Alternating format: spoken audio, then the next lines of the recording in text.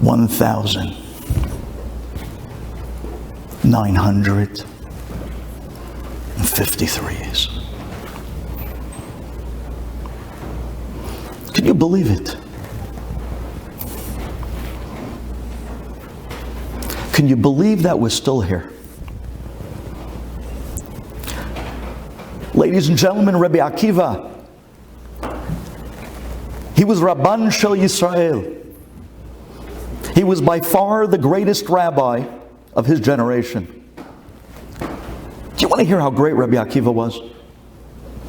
Do you know that Moshe Rabbeinu, he actually told Borei Olam, Rabbi Akiva revealed parts of Torah that I wasn't even able to reveal by Har Sinai.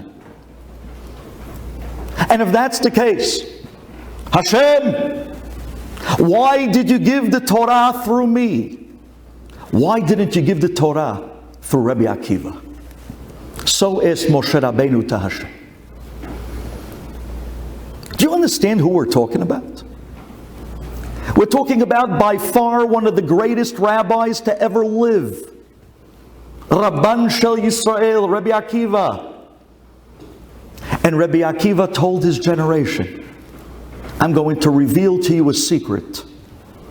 The greatest secret of history. I'm going to tell you who Mashiach is. I'm going to tell you his name. I'm going to tell you where he lives. Matter of fact, you can walk up to him in the street and shake his hand. I'm about to reveal Mashiach Tzidkenu. Says Gemara, Rabbi Akiva stood up and he announced that a man by the name of Bar Kochba, he's Mashiach. And when the people heard this, they went wild. Mashiach is here. Could you believe it? After all these years. And by the way, the time was right. You see, it took 70 years after the destruction of the first Bet HaMikdash for the second to be built. And now, in the time of Rabbi Akiva, it was way past 70 years after the second Bet HaMikdash was destroyed. So we were already in good zone. The timing was good. It would make sense that now's the time for Mashiach to come. It's time to build the third Bet HaMikdash.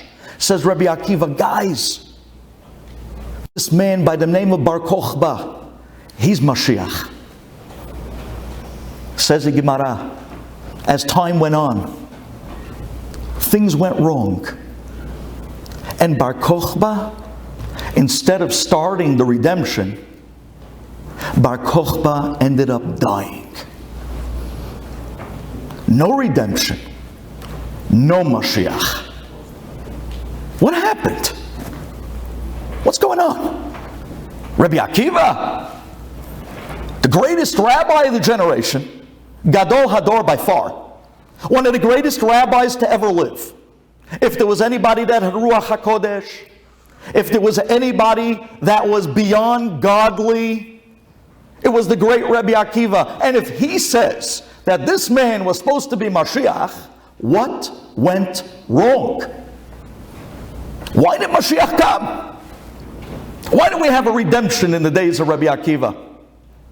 Answers the Mefarshim. Because Rabbi Akiva, in his generation, had 24,000 students. Shelo nahagu kavod zelase. Rabbi Akiva had 24,000 great students. These men were great men. They were Tanaim. But on their level, for some reason, they did not show respect to others. And if you have a generation that people aren't showing respect to others, that cannot be a generation of a redemption. You see, the reason why second Bet HaMikdash was destroyed was because of Sinat Hinam.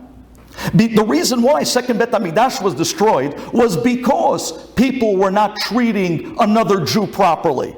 So the only way to fix the reason why round 2 was destroyed was to get rid of this baseless hatred, of people not respecting others, and fix that. And then you can build a third Bet HaMikdash. And because the 24,000 students of Rabbi Akiva, lo nahagu kavod ze lazeh, no respect, no redemption. And instead, what happened in those 33 days? Those 24,000 students die out. And those days remain in infamy for the rest of history as Sfirat HaOmer days, days of Avelut. Do you know that those days are just like these? Because they're also mourning a Bet HaMikdash that could have been built and was destroyed because people didn't get along.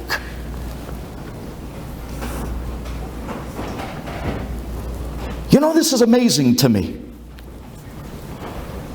You know what this tells me? This tells me that you could be looking Mashiach in the face. You can know his name. You can know his address. You can walk up to him on the street and strike conversation.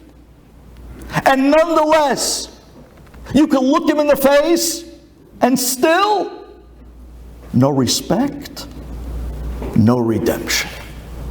And that to me is very scary. Because the times we live in right now are incredible times.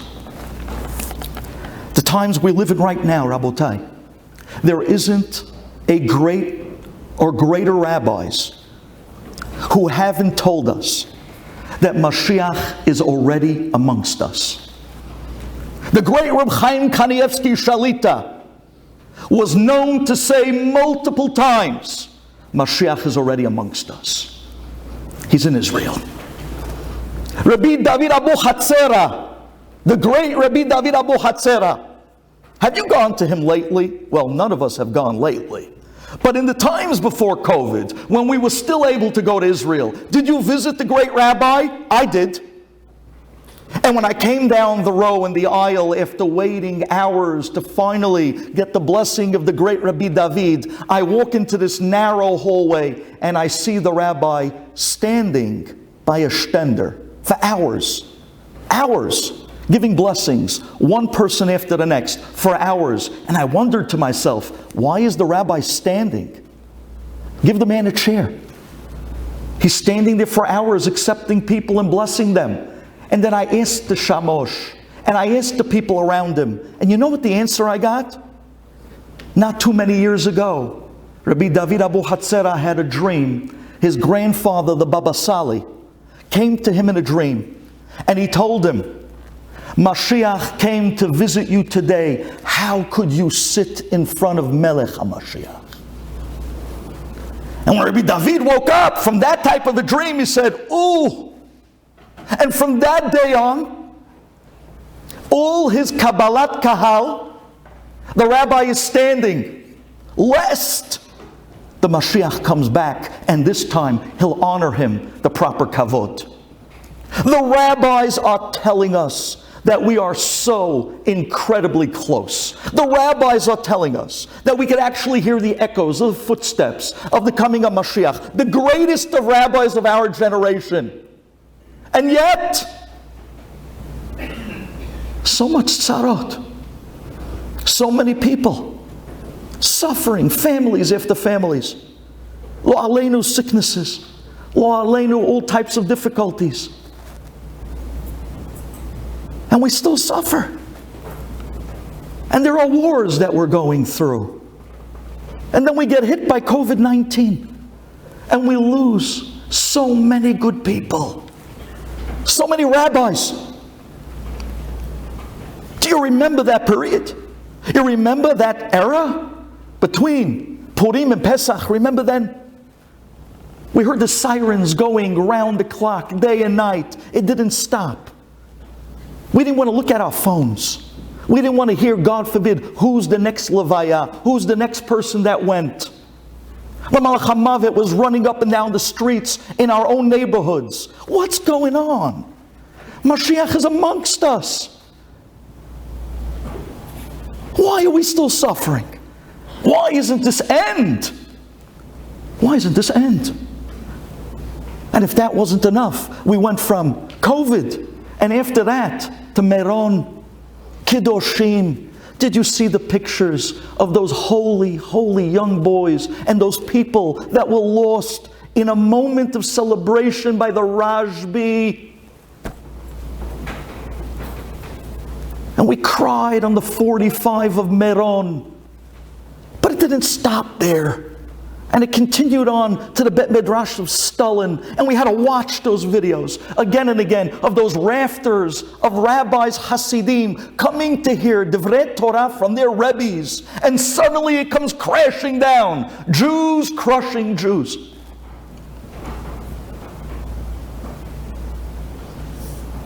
And we said, when's this going to end?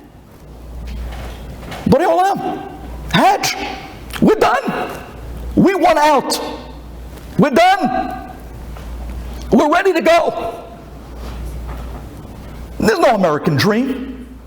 We woke up, we smelled the coffee, we got the hint, we realized the real deal. We want to go home. And it's not ending. And then Miami Surfside. And a building comes crashing down in the middle of the night. How many thousands of buildings are there in the state of Florida? How many thousands, how many tens of thousands of buildings are there in the state of Florida? The one building that comes crashing down in the middle of the night is a building of Jews. It's a building with mezuzot on the doors. What's going on? Why is this happening? I thought Mashiach is walking between our streets. Why isn't this ending? Step up! Bueno! What's going on? Let's get a search party. Let's go to Israel. Let's run through the streets. Let's skim up and down the cities. Let's find him. But it wouldn't help. You know why? Because even if you're looking Mashiach in the face, no respect, no redemption. Just like in the days of Rabbi Akiva. They knew he was. They knew his name. They knew his address. And yet, lo nahagu kavod ze lazeh. You lost the opportunity. And Mashiach did not come. And there we are today. We could go banging down the doors in Israel and track down that Mashiach that the rabbis tell us is out there. We could literally find him. We could bang down his doors. And you know what he'll say to us? We'll bang down the doors and say, we're waiting for you. I'm a stamek. Let's go. And he'll slam the door in our face. And he'll say, you want to go? No respect, no redemption. That's what it's going to take. When are you going to start respecting other people? When are you going to start feeling the responsibility to go out for other Jews? Rabotai, this isn't a new story. You've been hearing these messages for so many years. And it's not just you. 1,953 years of this message has been hitting Klal Yisrael. This message has been hitting us since Yosef HaTzadik and his brothers, when they sold him down to Egypt. This message hit in Bayit Rishon. This message hit in Bayit Sheni. This message hit at the time of the Spanish Inquisition, of Tach V'Tat, the Crusades, the Holocaust. And we continue to feel the sufferings, and we still hear the message. And for some reason, even after all these years, we still haven't knocked out this point. We got everything else. We got so much Torah today. Did you go out to Lakewood?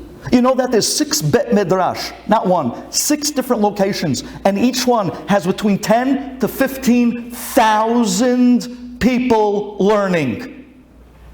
Not that bad.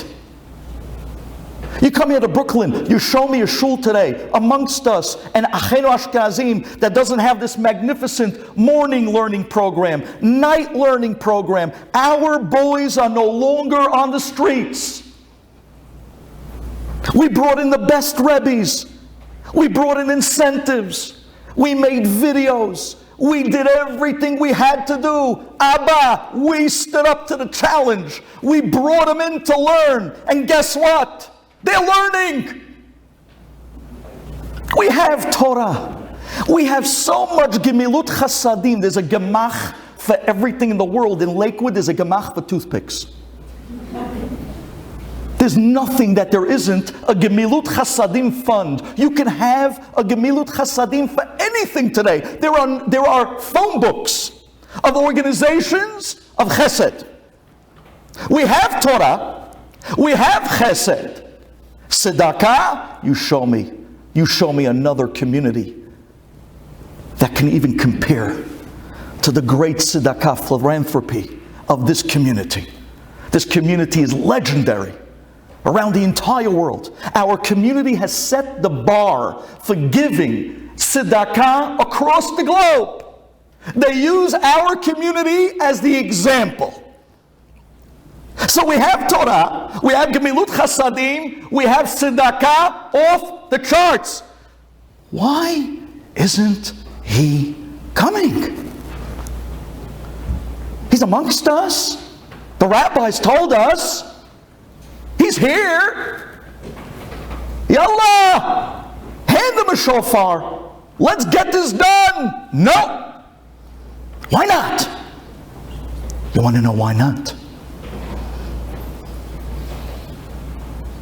No respect. No redemption. That's why not. You know, let's take a step back for a minute. Why is it so hard, from all things out there, to overcome? Why do we find it so difficult to get along and give fantastic respect to other Jews? Why do we have such a hard time with this? Why is it so difficult for us to wrap this around our necks? Why can't we get this going? And I'd like to tell you a chidush tonight. The answer is because it's against human nature. That's why. You see, when we come into the world as a little baby, that portion of our life is by far we're the cutest, we're the cuddliest, we're the most adorable portion of our life. But we're also in the most selfish portion of our life. You see, when the baby wants to eat, it doesn't matter if it's 2 o'clock in the morning, it doesn't matter if it's 3 o'clock in the afternoon, it doesn't matter if the baby's with mom on the train, it doesn't matter where the baby is. If the baby wants to eat, you're going to hear about it. Because a baby is the most selfish, the most adorable, don't get me wrong, the cutest. We'll melt for any little baby in Klal Yisrael. But know that in spite of the cute cuddliness, the baby is in the stage of the most selfish portion of human life. When the baby wants to eat, it cries, it doesn't care time of day, time of night, people, conveniences, it don't matter. I want it now. It's about me. When a baby needs to be changed, and boys sometimes do they have timing when it comes to changing that baby? In the craziest of places, you need to do it now. Take care of me now. Me, me, me. And when the baby starts to grow up a little bit, little kids, did you ever see kids play over toys for the first time, 2, 3 years old? You know what some kids' first word is? Mine, mine, mine, me, mine. And we tell the kid, no, you have to share with your friends. No, mine, no daddy, mine, mine. But how many kids do we hear this? It's about me. There are people that even after that young stage of 3, 4, 5, 6, sometimes 10, sometimes 20, sometimes 30, they're still in the infancy stages where they're still living the life. It's all about me. And they live a life that everything that they have and everything that they live, it's all about me. Only me. And some people go through their whole life in that infancy, immature stage of a certain selfishness, that they think life is all about them. Do you know what happens when a person lives life thinking it's all about me? Do you know what happens when a person gets into that selfish mind state, that it's all about me? Do you know what it goes from there? You see, when the child thinks, or the guy thinks, that it's all about him, that life begins and ends with him, and everything evolves around him, you know what happens from there? That day comes of the rude awakening, where something goes wrong, where something actually went down that wasn't about him. So he goes from, it's all about me, to, it's not about me. And then the frustration kicks in. And then he throws a tantrum. And then there's anger. So he goes from, it's all about me, selfish, to, it's not all about me, anger, frustration. And then that leads to the next stage of, wait, it's about you and it's not about me? And from there it goes to jealousy. Oh my gosh, it's supposed to be about me. Why doesn't he have it? Why not me? It's not supposed to be about him. It's supposed to be about me. So we go from, it's all about me, selfish, to, it's not about me, anger, frustration. And then from there, wait, it's about you. Why isn't it about me? Jealousy. And then from there, it goes down to, you don't know who me is. You know who I am. Oh, there's the gava. And then from there, you know where it goes to? You disgust me because you don't know who I am. And there's the hatred. Baseless hatred. This is the focus of me. As long as life is only focused on me, we have to deal with the selfish. We have to deal with the anger. We have to deal with the jealousies. We have to deal with the ga'ava and the hatred. Because all that comes from the focus on me. Could you imagine if a person drops the focus on me? Do you know how much of the bad stuff they're dropping? You know how many bad packages they sidestep? You know how many bad cinder blocks fall off their shoulders the minute life is no longer just about me? Suddenly, when he drops the focus on me, he drops the selfishness. He drops the anger. He drops the jealousy, because it's not about me. And therefore, there's nothing that leads out to the hatred. And he starts living a completely different life. That's a person that realizes life is not about me. I'm ready to live for others. The moment you start living for other people, the moment you start to realize that life is about living for other people, the moment you feel a responsibility to start living to pick up and help other people, that's the moment you start to live.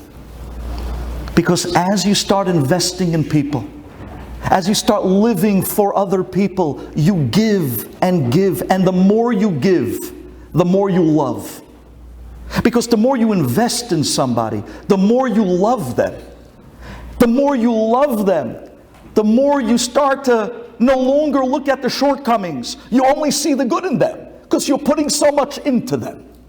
And at that point, not only are you loving them, but at that point, there's no way that you can be jealous of them. You're building them. There's no way, God forbid, of hatred. Just the opposite. You only see the good in them. By living for other people, you find purpose in life. You find fulfillment. And there's such a love, a happiness, because you're living to help other people. How many people told me over the years that their lives began when they started working to live for other people? It's an amazing concept. It's so simple, and it has such a fulfilling, happy life if we could just drop the focus on me.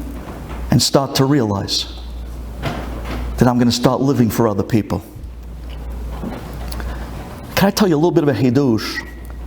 Even if the person that you're living for and you're helping doesn't appreciate what you're doing for them, which happens, it doesn't change the fact that you, the one that's living and building them, you are an incredible person.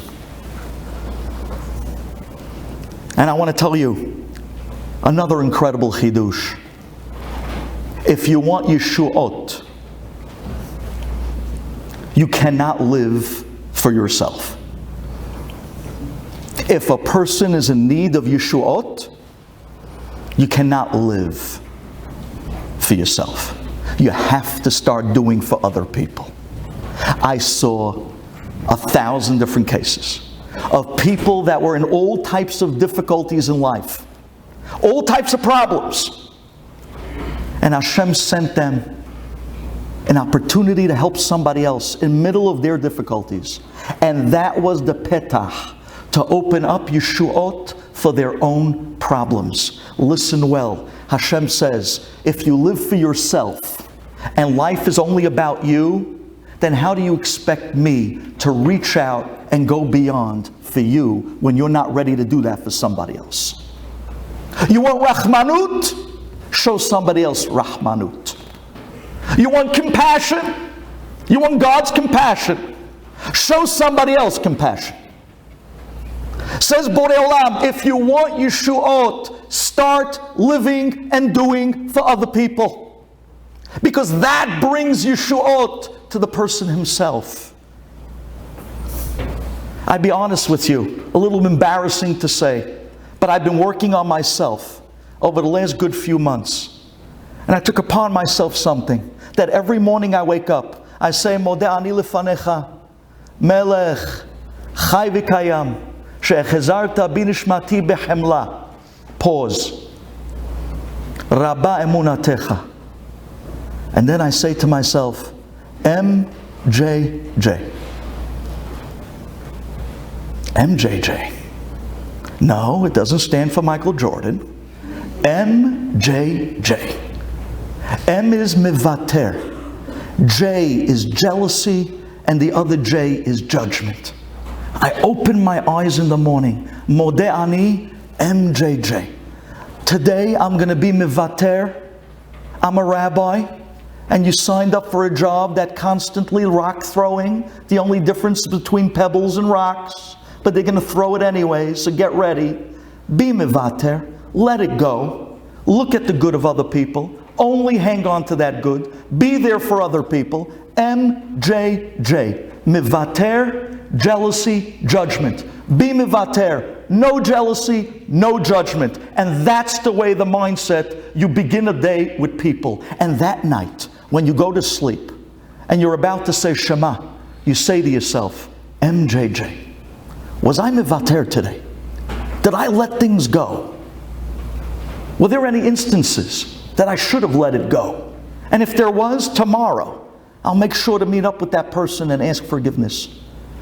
Was there a moment today that I judged somebody? I don't want to be judged. I don't want others to judge or me to judge them either. Was there a moment that I was jealous of somebody? If that's the case, I'm going to work on myself to love that person even more, because the more I go out for them, the more I do for them, the more I'll never be jealous of them. Lahefech. Did you ever find a father that's jealous of his son? You know how many times I give blessings to kids and I tell the kid, Inshallah Bezat Hashem, you should grow up to be as great as your dad. And you know what the father always says at that minute? No, Rabbi, greater. Every dad, he always inserts the same additive. No, Rabbi, greater. Every dad wants his son to be bigger, wants to be greater. You show me a father that's jealous of his son. Never. You know why? Because he loves him. And when you love somebody that much, and you're giving to them, and you're living for them, and you're responsible to do for them, you will see only good. There'll be no jealousy. There'll be no hate. Drop the focus of me. It's God's way of saying, grow up. You're not a baby. Life is not about me. Life is about helping other people and being there for them, but feeling responsible to come through for those other people at the time they need it. And boy, we can use each other these days.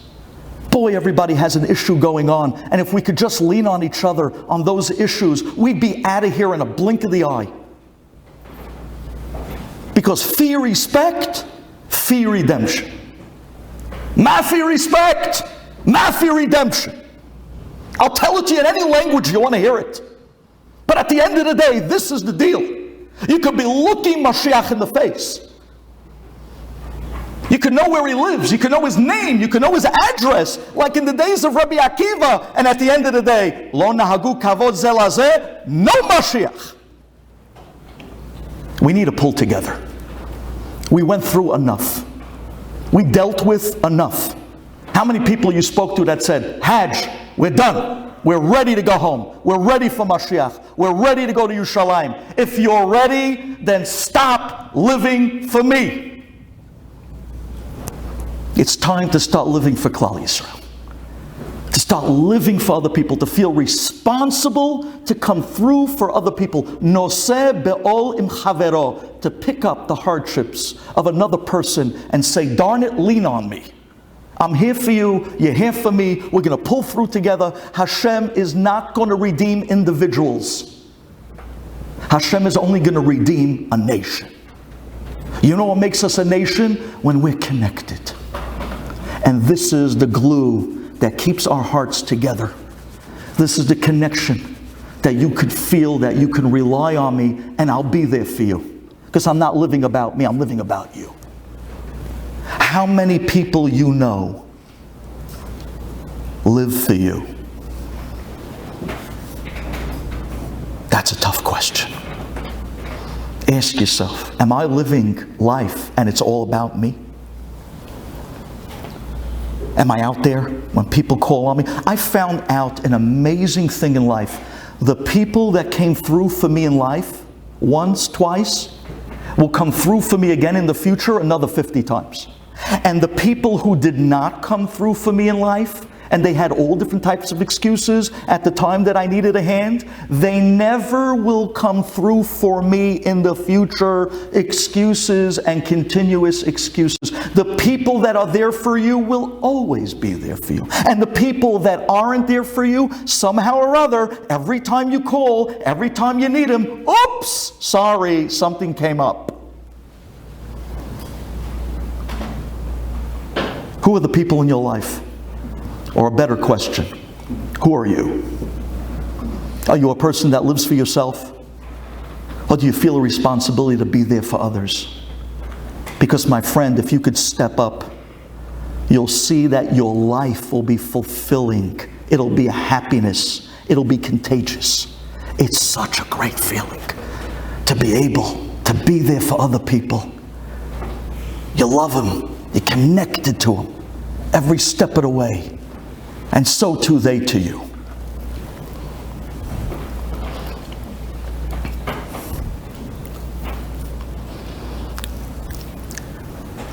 There was a group of Bachurim, boys from yeshiva, that were driving out of town to go to a wedding of a close friend. It was a long drive. And due to traffic, they realized that the time that they're going to get to the chuppah, it's going to be a little bit late. And they had to decide, do they stop off and pray mincha with minyan? Or do they go straight to the chuppah and pray biyichidut with no minyan? What should they do? So quickly they called their Rosh HaYeshiva. They called Reb Chaim Epstein, Shalita. And they said, Rebbe, we have a dilemma. We're almost by the chuppah. We're almost by the wedding of the chatan. But we didn't pray mincha. Should we stop off and pray with minyan and then we'll miss the chuppah? Or should we go straight to the chuppah and pray bichidut alone, without a minyan? And the Rosh HaYeshiva paskined. A chatan standing under his chuppah looks around to see if his friends are there. This is his night. He's going to look around and he has no friends there. Where is everybody? He's going to start falling into a fit of anxiety. He's going to start feeling that the focus of that specialness of his night of life, of his wedding, is missing. If that's the case, said the Rosh HaYeshiva, you miss the minyan and go straight to the wedding. The Chatan comes first. His feelings, he needs you there. You pray mincha, b'yechidut, and go to the chuppah. One boy in the car pipes up and he says, but Rebbe, wait, that might be good for the other guys in the car.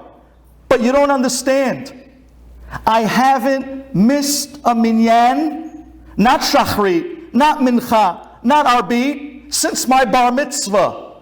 And I'm 20 years old. I haven't missed a minyan in 20 years. I haven't missed a minyan in 7 years. I'm 20 years old. Should I also go to the chuppah? I shouldn't pray with a minyan? And the Rosh HaYeshiva answered this boy over the phone. Judaism is not sports. We don't look at streaks. You break your streak. You go to the chuppah. You misameach the chatan. And you pray b'yechidut.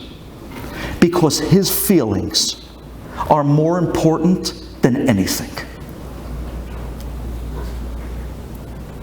In other words, you know what the rabbi's saying to this guy? It's not about you. It's about the chatan. Don't lose focus. We're not living for me. We're living for we. That's the point. If we could just start living for other people, step up and be there and realize the feelings of what a chatan under his chuppah is, these she'elot wouldn't even begin. But ladies and gentlemen, if that's not strong enough for you, then please allow me to tell you an incredible story that I heard from Rabbi Friend, Shalita. I would like to call him my Rebbe of speaking, but that would only try to compliment. Hashem should give him arichut yamim v'shanim. I heard this story years ago from Rabbi Friend, and I want to share this with you. This is an unbelievable, out-of-this-world tale. Listen to this. Did you ever hear of the Taz? The Taz, one of the greatest poskim of the generation. He wrote the commentary of the Taz on Orach Chaim, on Yoredeya, and Shulchan Aruch. The great Taz. The Taz lived in the years of Tach v'Tat. Those were the years of the terrible pogroms. And because of that, the Taz had to run away from his town and go to a neighboring town that was safe. When he comes into the new town, he realizes that no one recognized him. Now, he's one of the greatest rabbis of the generation. But because in the 1600s there were no newspapers, because in the 1600s there were no pictures, so nobody knew what the great rabbis looked like. So when he went over to this town, no one knew who the Taz was. He says to himself, this is great. Nobody knows me here. I could actually start serving God with absolute anonymity. Anonymous. No kavod. No recognition. Nobody looking. Nobody watching. Wow! My olam haba is going to be tenfold. The Taz was elated. He says, I'm not going to give up this opportunity for nothing. He ripped off his rabbinical garb. He ripped off his rabbinical clothing. He put on the simplest clothing of the simplest Jew with a little casquette. And he walked around the town like a simple Jew. And he was loving it. Wow, this is going to be my olam haba. Serving God with no kavod, with no one watching, no recognition. I'm loving this. He sat and he learned Torah all day, day after day, day and night. Until he ran out of money. His wife tells the Taz, Reb David, we have no money. What are we going to do now? The Taz says, okay, don't worry. I'll find a job. This is the Gadol Hador, the Posek Hador. He's looking for jobs because he wants to stay anonymous, because he wants to serve God b'tzin'ah, with no honor. You hear this? So he runs around and he finds a job in the slaughterhouse. They give him the job of menaker. He's the menaker. He deveins the animals. Very difficult job. You really got to know your stuff to be able to do this right. But he's the Taz. To him, I mean, he's a walking Shulchan Aruch. His commentary is all over Yoreh De'ah, all over Hayimaka. He's all over Shulchan Aruch.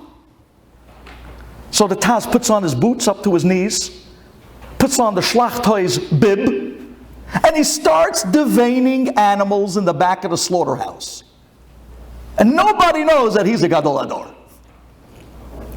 One day, one of his students come walking into the slaughterhouse. Apparently, he also took a job in the slaughterhouse. He looks in the back of the slaughterhouse, and he can't believe his eyes. Rebbe? He runs to the back of the slaughterhouse, and he says, Rebbe, what in the world are you doing here in the back of the slaughterhouse? With boots up to your knees, in an apron, deveining animals. You're the Taz. You're the Gadol Hador. You're the Posek Hador. What are you doing here?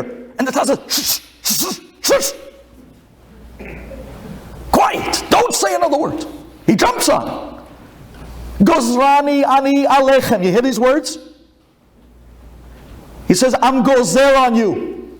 You don't say another word. You don't tell anybody who I am. This is my olam haba.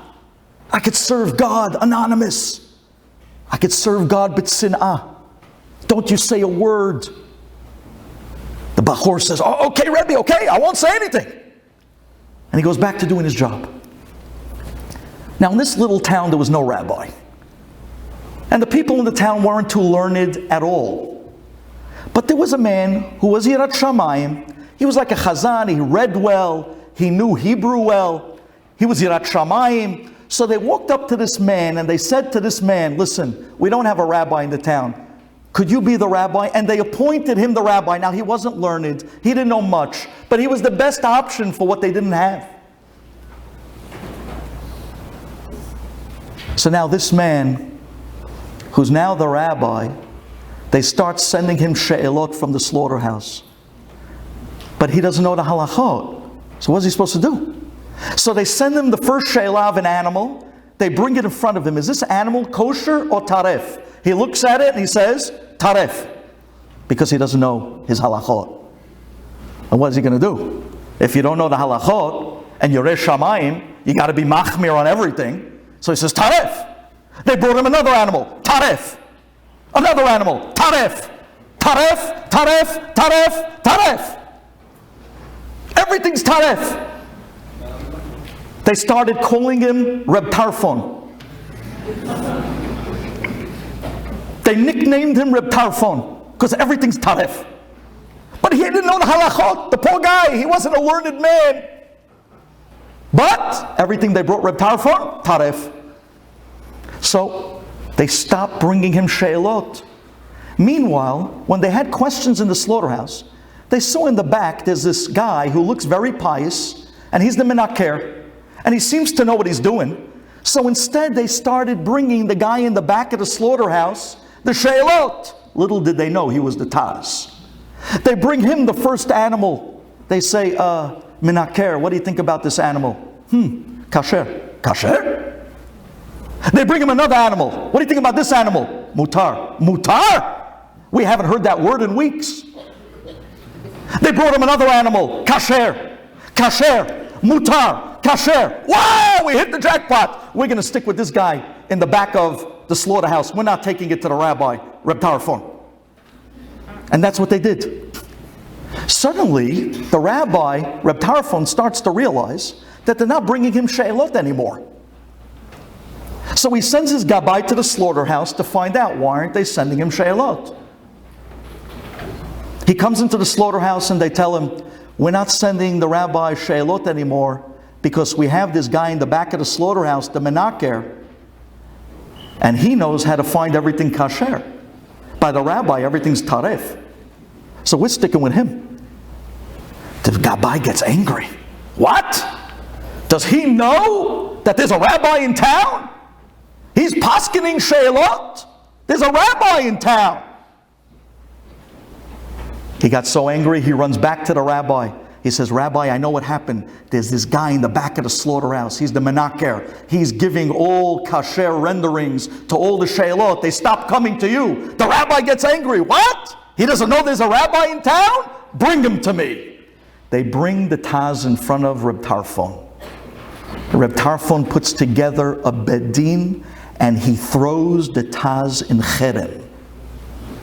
He puts him in nidui. Now in those years, cherem is not like today, a little paper on a flagpole. No, those days, cherem, they would put the guy outside the shul door on the floor, and every time people would walk by, they would spit on him. So the Taz is laying on the floor in front of the shul door, and every time people come into the shul, they spit. And every time people walk out of the shul, they spit. He was put in cherem. And this went on for a week. One day, a 5-year-old girl comes walking into the shul holding a chicken. She walks up to the rabbi, Reb Tarfon, and she says, Rabbi, I want to know if this chicken is kosher. Reb Tarfon looks at the chicken and says, Taref! She starts crying. She turns around with the chicken and walks out. As she's walking out, she walks right by the Taz at the floor at the front door, and the Taz says to her, wait, little girl, why are you crying? She says, why am I crying? We put everything together to buy this one chicken. My mother's a widow. This is all we have to eat. And Reb Tarfon just told me that it's taref. Now we lost everything. Everything. The Taz sitting at the floor on the front of the shul, sitting in cherem, says, let me see the chicken. He looks at the chicken, he hands it back to the girl, and he says, go back inside and tell the rabbi that he missed a Taz in Yoredeya, Siman so-and-so, Sif Katan so-and-so. Now this is a 5-year-old girl. She said, sure? No, she didn't say that. But she would have said, she would have said, what? He had to repeat with her till she memorized, 5-year-old girl, that she's telling the rabbi that he missed a Taz in Shulchan Aruch, Siman so-and-so, Sif Katan so-and-so. Till finally, after 10 times, she gets it. She walks back into the shul. She walks up to Reb Tarfon, the rabbi, and she says, Rabbi, you missed a Taz in Yoredeya, Sif Katan so-and-so, Siman so-and-so. The rabbi almost fell off his chair. It's a 5-year-old girl. He jumps up. He grabs a Yoredeya off the shelf. He opens it up. He reads the Taz, and he says, you're right. It's kasher. Who told you this? Who told you this? Tell me right now, young lady, who told me this? She says, the guy is sitting on the floor outside the shul by the door.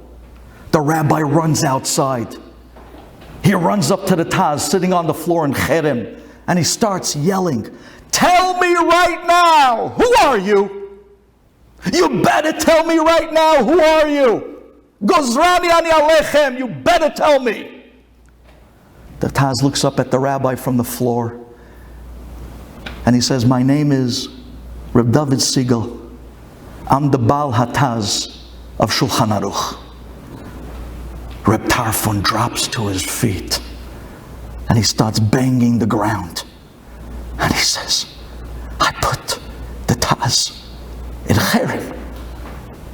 Oy! He starts begging for mechila. The Taz says, it's okay. I wanted it this way.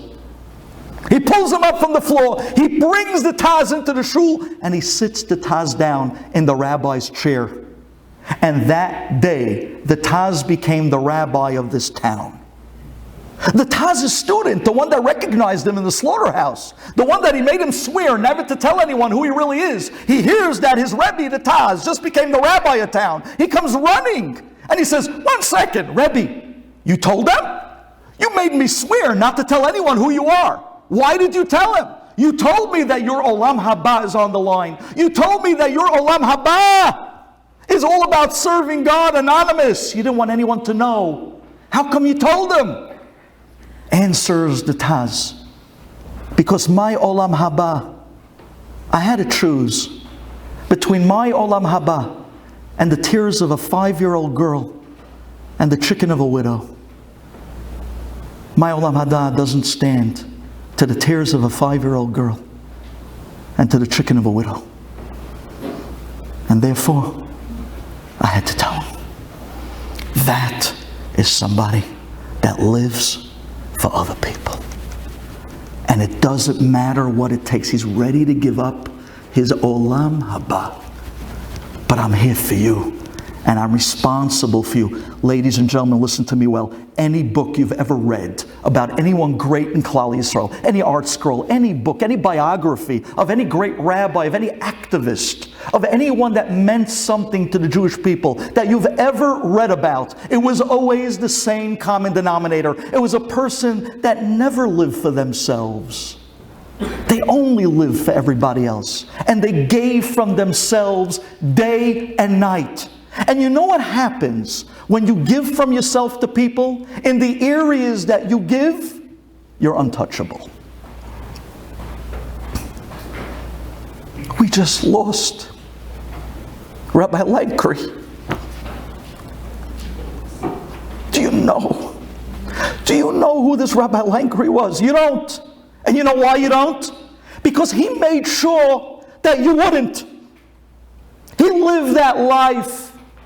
He cracked jokes. He used to make people laugh and smile. You know what type of tzaddik this guy was?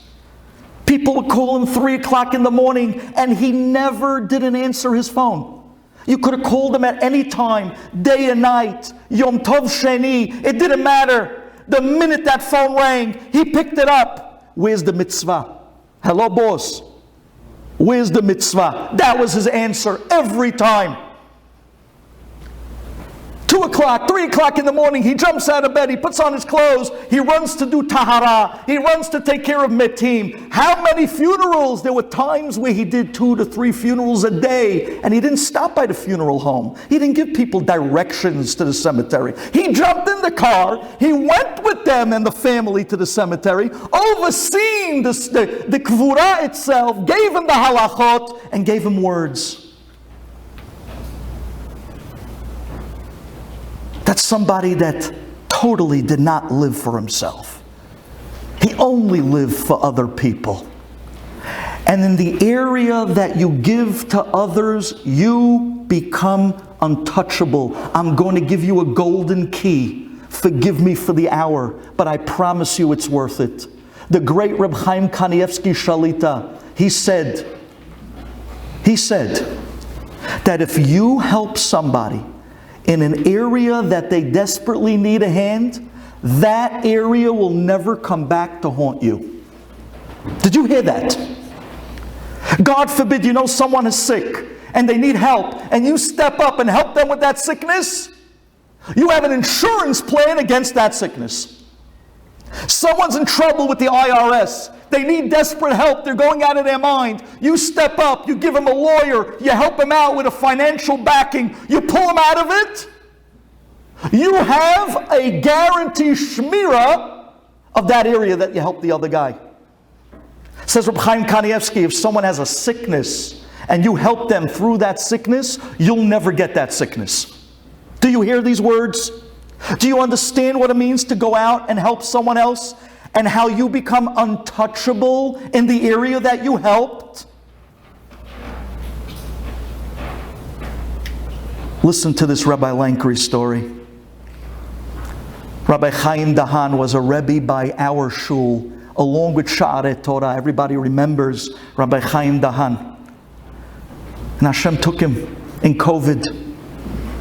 And it was a shock. It was a shock. A young man with a young wife, with young girls. He was the Aleph Bet Rebbe of Sha'arei Torah. And by us in the shul, he used to give the ladies classes right after he took over for me. And he wouldn't take a penny, guys. The rabbi wouldn't take a nickel. He gave classes, he wouldn't take $1. He lived for other people, for his students, and he lived to teach others. Rabbi Chaim Dahan Zatzal. The morning that he passed away, it was a shock. The whole community was upside down. No one could believe the news. Nobody. I got a call from his almanah, from his wife. Please, can you come to the cemetery? We don't have any rabbi. We need somebody. Someone to help us with the burial. We don't even know if we're going to have minyan. You remember those days between Purim and Pesach and COVID? How many people were dropping? There was no hesped, there was no funeral. You would be lucky if there was a minyan by the kvura, by the burial, for someone to just say Kaddish. I felt obligated. I felt this is someone I owe tremendous hakarat hatov. He taught by us in the shul, didn't take $1, and he's an amazing person, and we know each other as young. We grew up together. Our fathers were good friends. I'm going. I told my wife, I'm going. She said, are you out of your mind? COVID-19. Nobody's going outdoors. No one's allowed outside. I said, I have to go. I have to go. I jumped into the car. I drove out to Long Island to the cemetery. I got there. As I'm driving into the cemetery, there's a whole parade of cars, and none of those cars were siblings or family members. Each car was the deceased themselves. It was one after the next, after the next. And when the doors opened, all they did was just bring out the coffins, one after the next. And I was standing there with my jaw dropped, looking at this scene. I couldn't believe it. It felt like a Twilight Zone. It didn't feel like this could even be happening.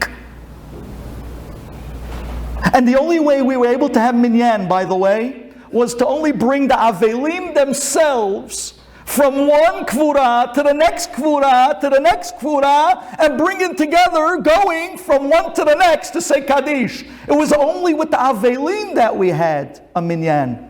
Nobody else came along.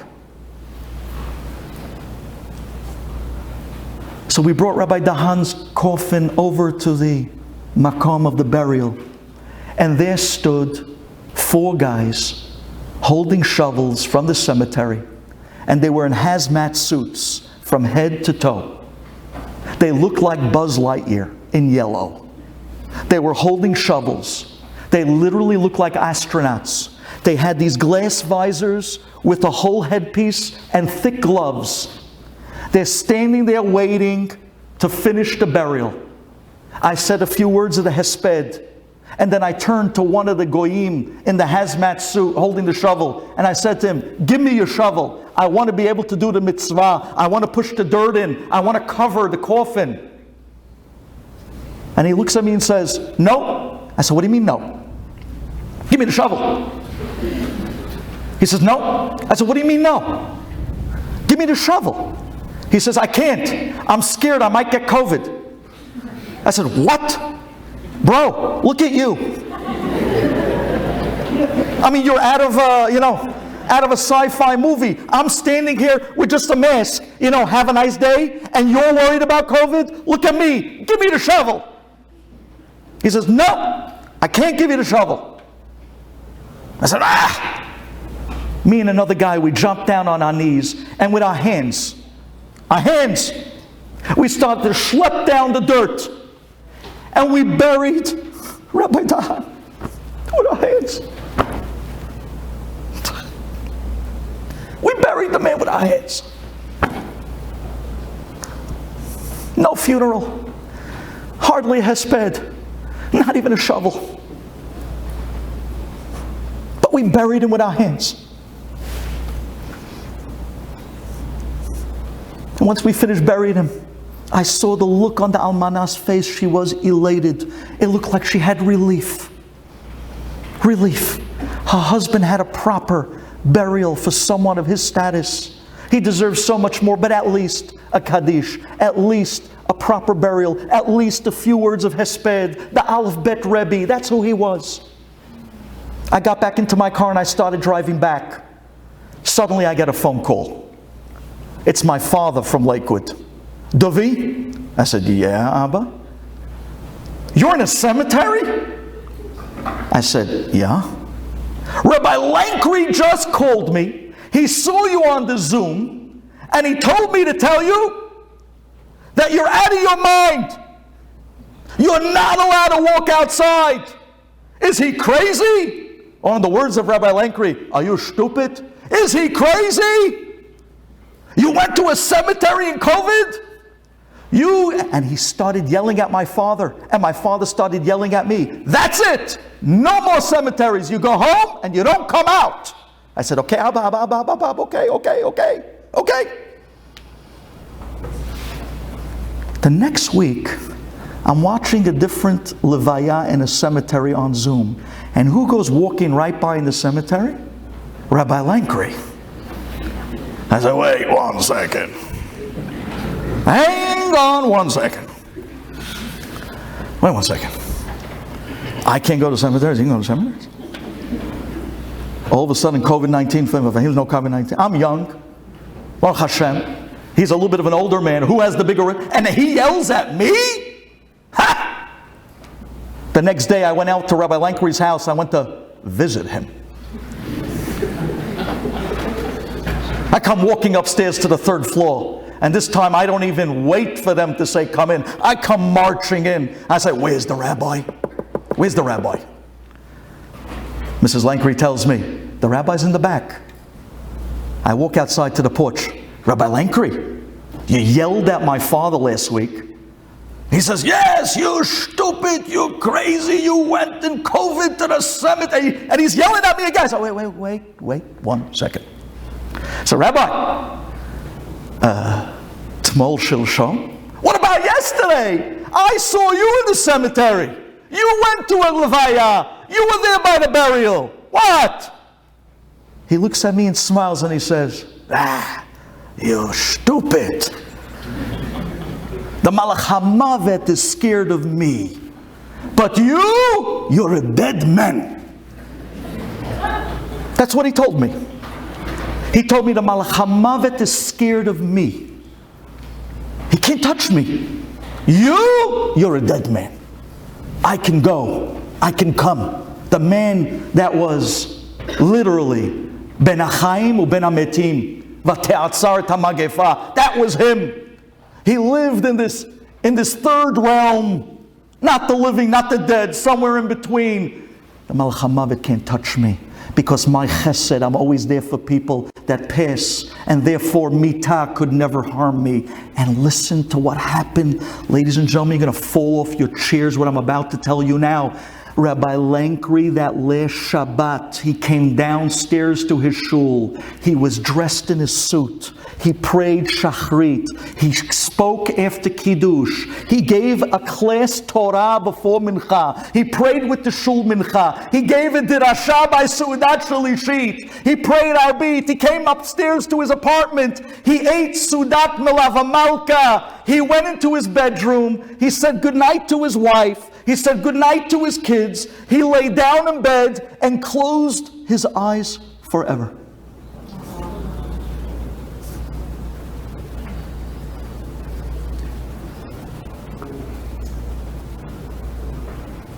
You know what that's called? That's called nishika.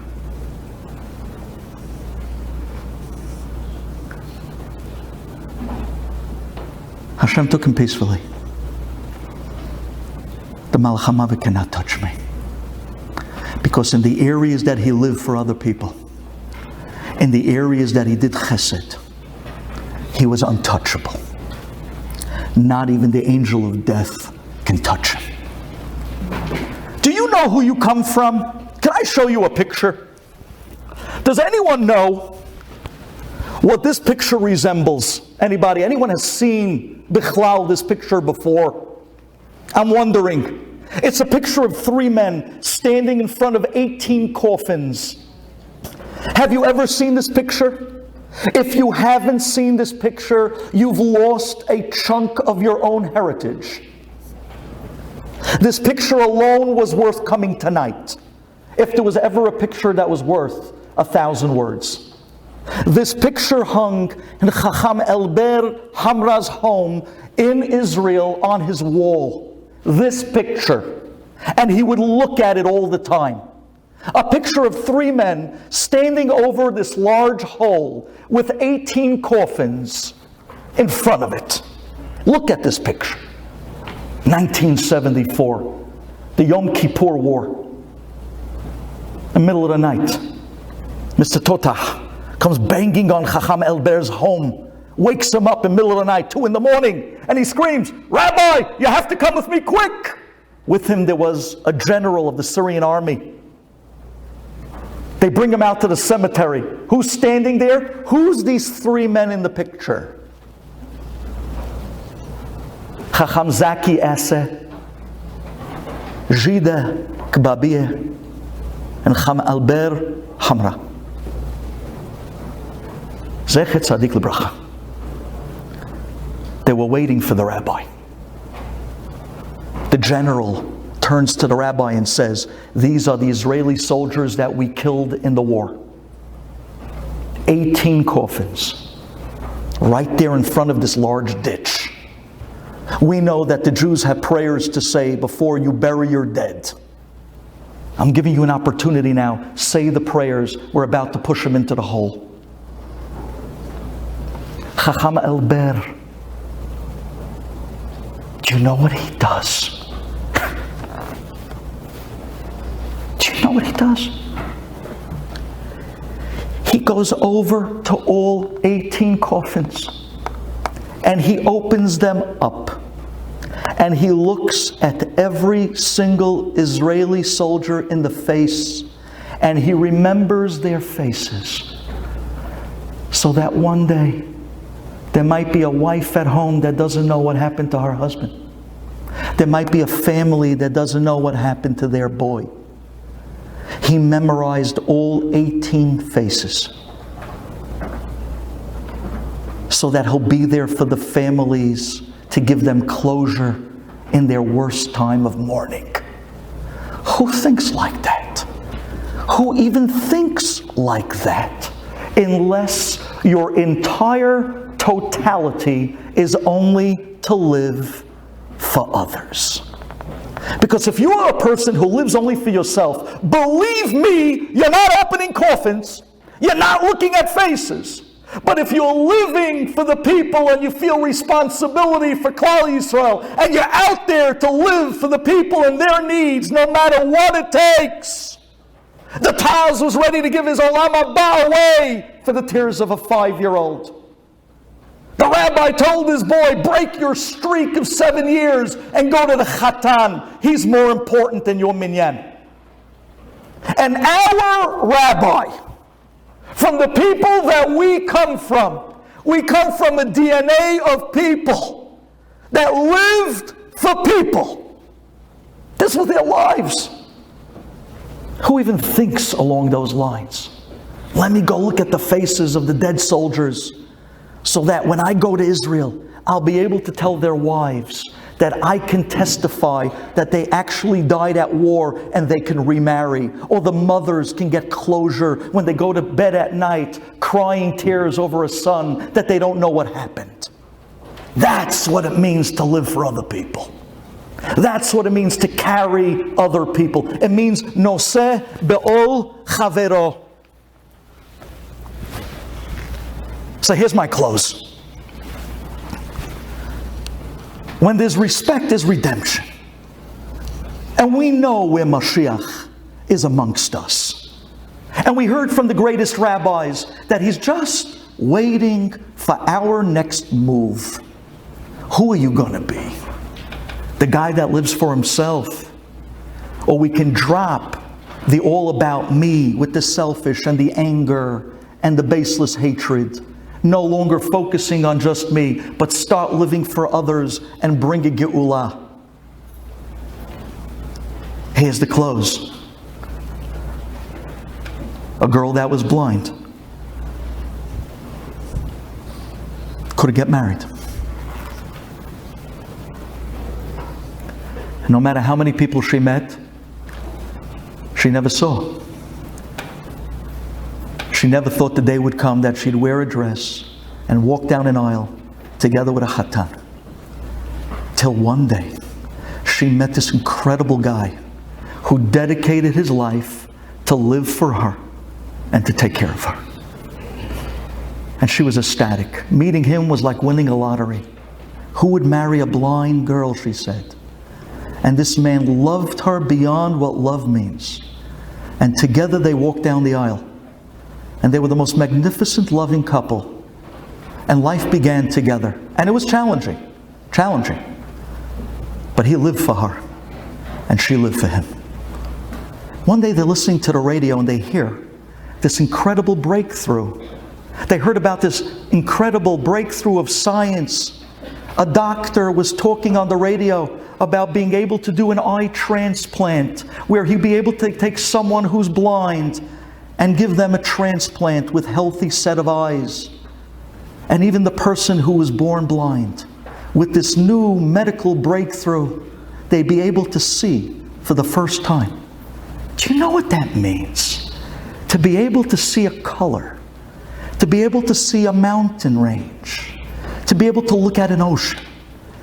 When this girl heard that, she literally jumped out of her seat, and her husband even more so. She screamed, "Could you imagine I'd be able to see?" The husband says, "This is incredible. Quickly, I'm going to write down the number." He writes down the number. He calls up the hospital. "My wife is blind.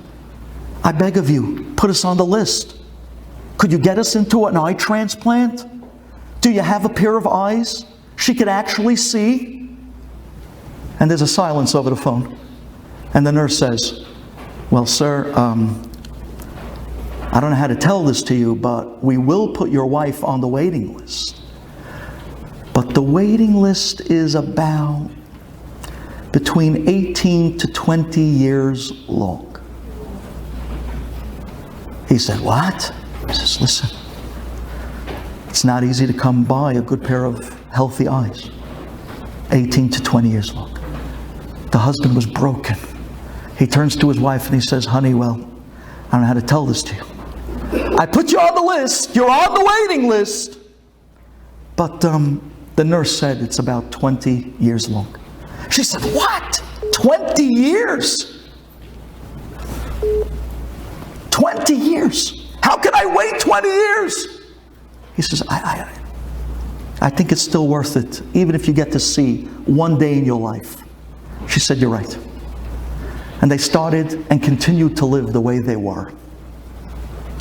A week later, the husband comes running into the house. "Honey, I got great news." She said, "What? What happened?" "I called the doctor. I called the hospital. I begged and I pleaded and I begged and I used my charm and I pleaded and I begged.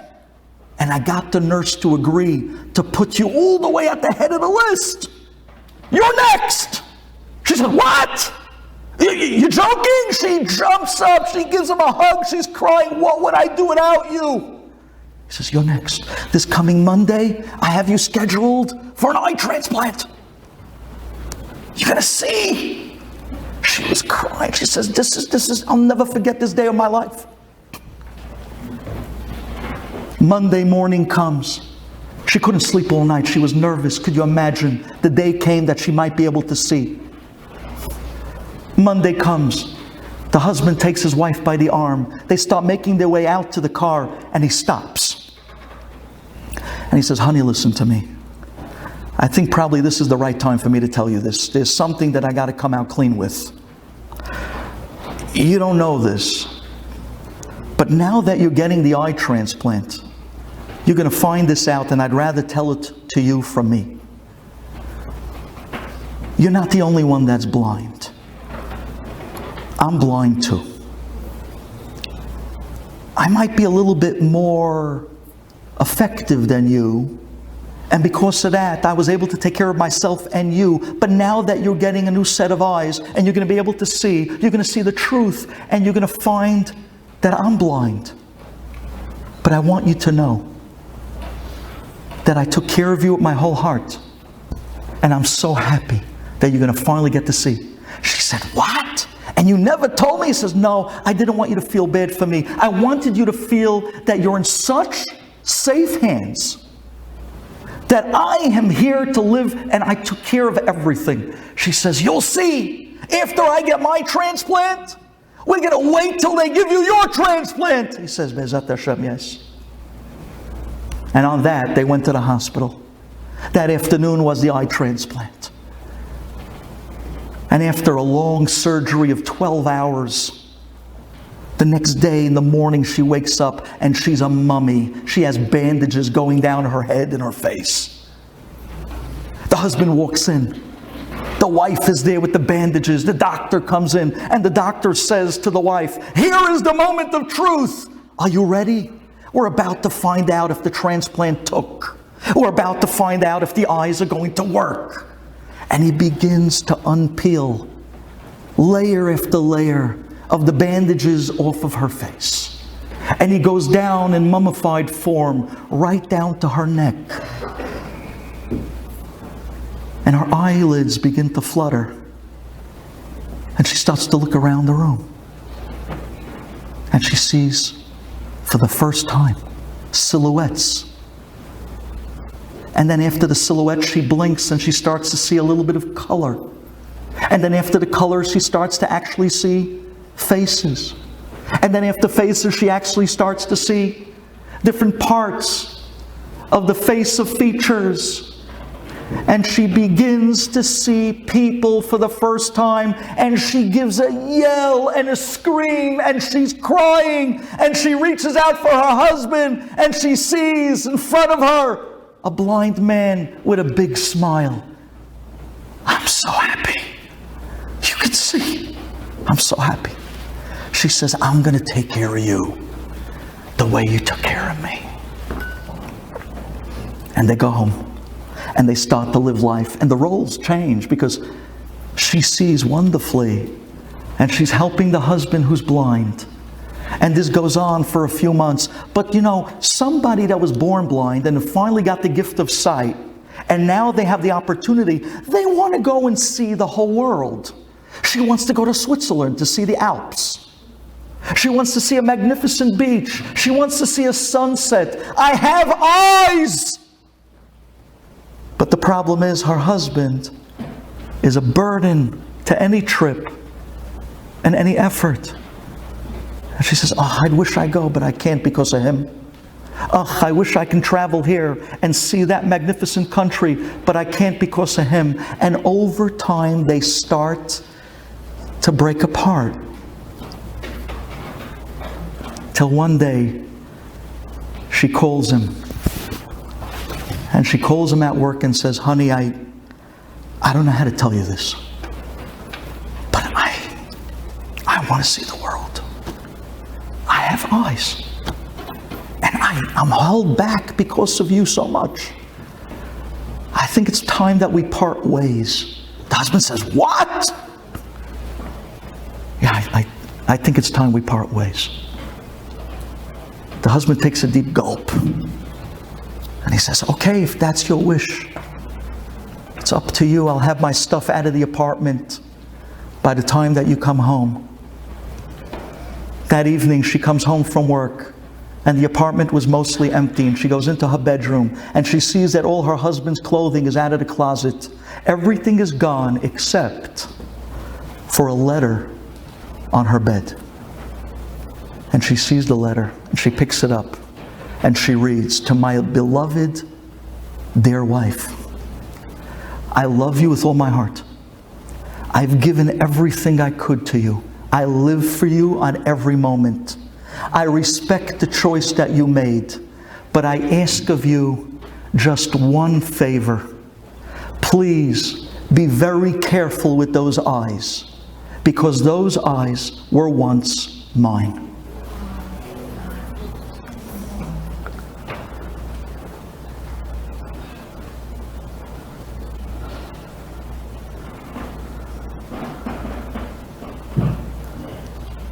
Says, Borei Olam, I gave you everything. I gave you your eyes. I gave you your gifts. I gave you your life. I gave you your health. I've given you everything. All I'm asking from you is to do the same. Stop stop being a person that lives about themselves. Go out and emulate me and start to live for others. Because the moment we realize how much Hashem gave us and how He was always there and bailing us out and living for us and giving us, is the moment that you can never live another day thinking that life is about me.